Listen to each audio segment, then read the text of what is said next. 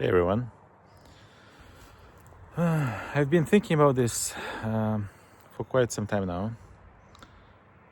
For more than 15 years, I've been doing the regular UX designer job, doing wireframes, sketching, prototyping, testing, creating test plans, talking to users, and so on, analyzing data, and iterating.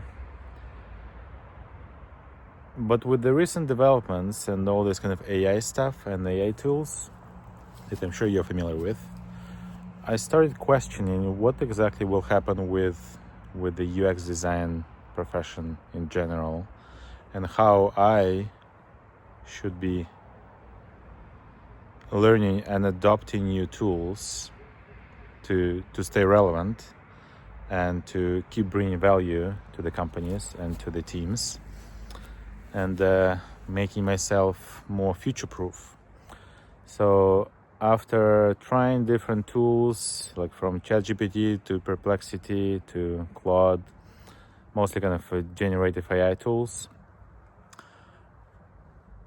I kind of found that I started using those more often to automate and optimize some of my tasks.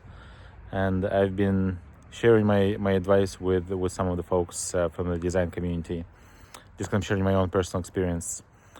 But I feel like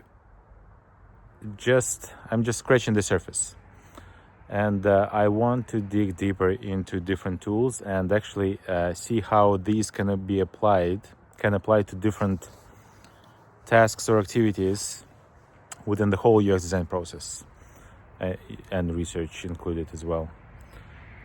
So I'm putting up together a workshop series on really going through the different tools that UX designers can use to improve their efficiency and